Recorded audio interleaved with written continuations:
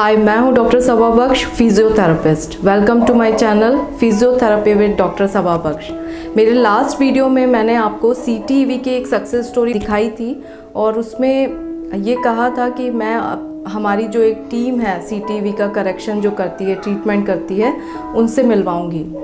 तो आज हमारे साथ यहाँ पे डिस्ट्रिक्ट हॉस्पिटल के doctor Hariom Gupta sir, orthopaedic surgeon मौजूद हैं और क्योर इंटरनेशनल इंडिया की district coordinator Bussy Robbie madam से आज हम मिलेंगे, जो ये बताएंगे कि CTEV का ट्रीटमेंट कैसे पॉसिबल है और कैसे पूरा होता है और कब तक चलता है। तो आइए अब हम मिलते हैं CTEV के ट्रीटमेंट की टीम से। Good evening sir, thank you sir, आप हमारे चैनल में आए और CTEV के बारे में आप बताएंगे। हमारे व्यूअर्स को और जानने का मौका मिलेगा और समझ में आएगा कि इसका ट्रीटमेंट कैसे पॉसिबल है।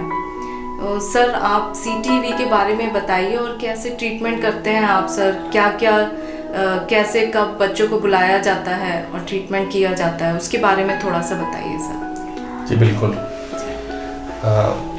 क्लब फुट एक जन्मजात बीमारी है जो कि बच्चों को जन्म लेते ही डायग्नोज हो जाती है और सोनोग्राफिक तकनीक से हम घर में भी उसको पता कर सकते हैं। आमतौर पे बीमारी मेल चाइल्ड को ज़्यादा रहती है, फीमेल चाइल्ड के कंपैरिजन में इसका 2:1 का रेशियो रहता है। अच्छा सर। और हर 1000 लाइव बर्थ पे एक बच्चे को होने की संभावना रहती है, 1 से 2 बच्चों को। सर वैसे पेशेंट आता है तो उस बच्चे को कितने कास्ट लगाने पड़ते होंगे हमें? एवरेज एक बच्चे को 6 से 8 प्लास्टर में बच्चा ठीक हो जाता है और उसको करेक्शन के बाद 6 से 8 पट्टे के बाद जब उसका पैर ठीक हो जाता है तो फिर उसको ब्रेसिंग पे शिफ्ट कर दिया जाता है। तो उसके बाद फिर उसको ब्रेसेस कंटिन्यू रहते हैं। और 7 डेज या 15 डेज में कास्ट होता है? हाँ, 7 to 15 डेज में हम लोग कास्ट चेंज करते हैं और पूरे ट्रीटमेंट में लगभग 1.5 से 2 महीने का कास्टिंग का समय रहता है और उसके बाद 2 महीने बाद फिर ब्रेसेस पे पेशेंट को शिफ्ट कर दिया जाता है। ठीक। सर इसके कोई टाइप्स होते हैं कि या और कॉज कोई होता है क्या इसमें? क्लब फुट का एज सच कोई कंफर्म कॉज अभी तक ज्ञात नहीं है। बहुत सारी थ्योरीज हैं, उनके आधार पर इसके कॉज के बारे में रिसर्च की जा रही है, लेकिन अभी तक कुछ भी कंफर्म इसके बारे में नहीं है। टाइप की बात करें तो क्लब फुट मोटे तौर पे 2 तरह में हम डिवाइड कर सकते हैं। एक तो पोस्चरल रहता है, या इसे स्यूडो क्लब फुट भी बोल सकते हैं, क्योंकि ये इसमें पैर का शेप दिखता तो क्लब फुट के जैसा है, लेकिन एक्चुअल में वो क्लब फुट की डिफॉर्मिटी उसमें होती नहीं है, वो केवल दिखता है कि क्लब फुट है। जब उसको मैनिपुलेट करते हैं तो पैर एकदम से नॉर्मल पोजीशन में आ जाता है। इस तरह के क्लब फुट के लिए आमतौर पे किसी इलाज की ज़रूरत नहीं होती है, ये केवल मैनिपुलेशन से इसको ठीक किया जा सकता है। और दूसरा क्लब फुट जो रिजिड टाइप का होता है, उसमें 2 वैरायटी होती हैं। एक फ्लेक्सिबल होता है जिसको हम प्लास्टर करके ठीक कर सकते हैं, दूसरा रेजिस्टेंट टाइप का होता है जिसके लिए ऑपरेशन की जरूरत पड़ती है। अच्छा सर, मतलब जो रिजिड टाइप है उसे हम कास्टिंग करके ठीक कर सकते हैं? जी। और सर इसके कौन सा मेथड होता है कास्टिंग का जो अपन करते हैं फिर आगे? कास्टिंग के लिए अभी तक लिटरेचर में काफ़ी मेथड डिस्क्राइब किए गए हैं, लेकिन अभी सबसे सक्सेसफुल मेथड जो है वो पॉन्सेटी मेथड है। अच्छा सर। पॉन्सेटी मेथड से हम सीरियल कास्टिंग करते हैं, बच्चों को हर 1 से 2 हफ्ते में ग्रेजुअल करेक्शन करते हैं उनका और प्लास्टर बदलते हैं हर 1 से 2 हफ्ते में। धीरे धीरे फिर उसको करेक्शन की पोजीशन में लाते हैं और सबसे आखिरी में एक छोटा सा चीरा लगाते हैं एड़ी के पिछले हिस्से में, और उसके बाद बच्चे का पैर आमतौर पे पूरी तरह करेक्ट हो जाता है और उसके बाद उसको फिर ब्रेसेस दिए जाते हैं। मतलब वो पूरी तरीके से सीधा हो जाता है सर, मतलब ट्रीटमेंट पॉसिबल है इसका? हाँ, अमूमन 90% तक केसेस में ये प्लास्टर से ठीक हो जाता है। Thank you sir.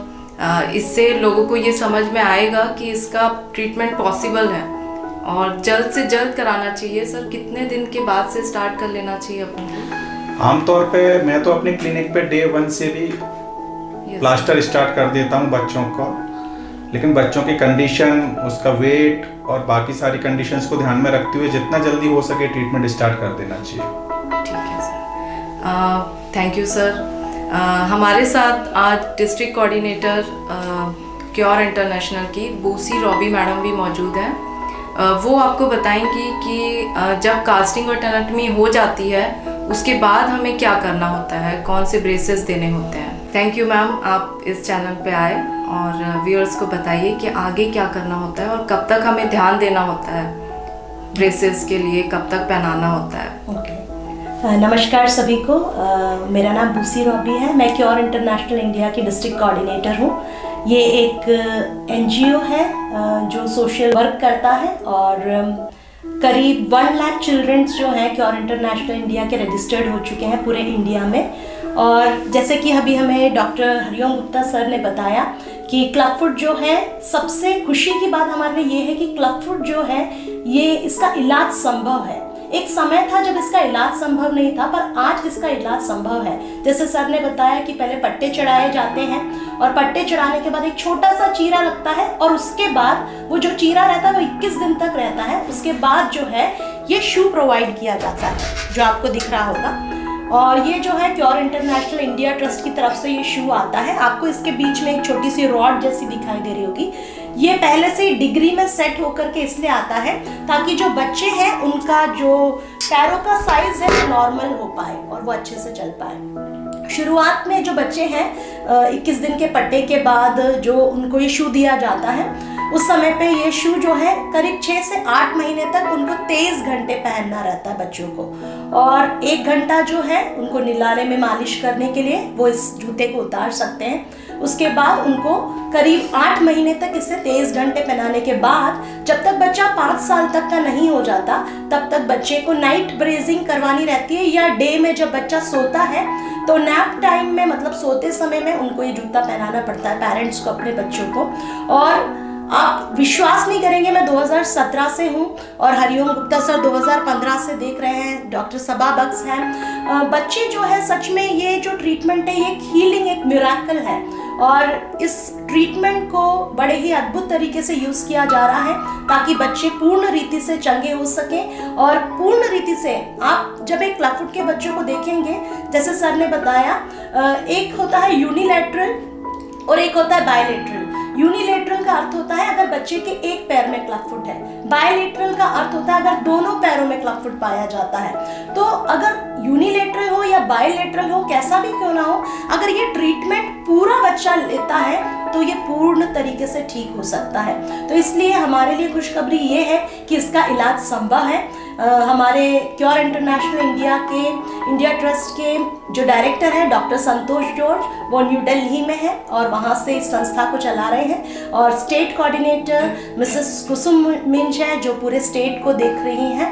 और हम ज़रूर चाहते हैं कि अगर आप कहीं भी ऐसे बच्चों को देखें, प्लीज़ आप उन्हें डिस्ट्रिक्ट हॉस्पिटल सीहोर में DIC जो सेंटर है वहाँ पर लेके आ सकते हैं। और ये इलाज जो है पूरा मुफ्त है, आप आइए और इस ट्रीटमेंट का लाभ आप उठाइए। अगर इस ब्रेस को पेरेंट्स 5 साल तक नहीं पहनाते हैं, वो सोचते हैं कि ठीक हो गया, तो फिर हमें क्या करना होता है? उससे कोई प्रॉब्लम तो नहीं होती है? ऐसा तो नहीं है कि फिर से हो गया या?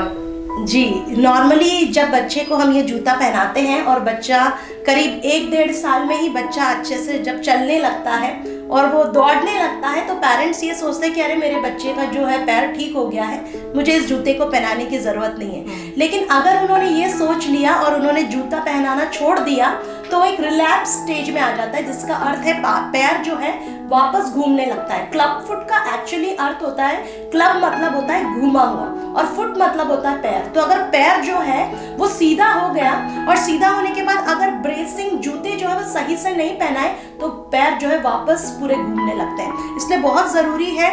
और स्पेशली पेरेंट्स को जब ये दिखता है कि मेरा बच्चा दौड़ रहा है तो वो लोग यही सोचते हैं कि अरे अब ये जूता पहनाने की ज़रूरत नहीं है। तो इसलिए ऐसे काउंसलर हम उनको इस बात को बताते हैं कि आपको पहनाना ज़रूरी है। तो इस बात का ध्यान बहुत ज़्यादा रखना पड़ता है। और ये ब्रेसेस बिल्कुल फ्री है? जी, ये फ्री ऑफ कॉस्ट है। भोपाल में हमारे यहाँ पर एम्स में, हमीदिया में भी इसका ट्रीटमेंट होता है। MP में अलग अलग जगह पर आपको इसका ट्रीटमेंट मिल जाएगा और सीहोर में भी इसका ट्रीटमेंट है और फ्री ऑफ कॉस्ट ट्रीटमेंट हो रहा है।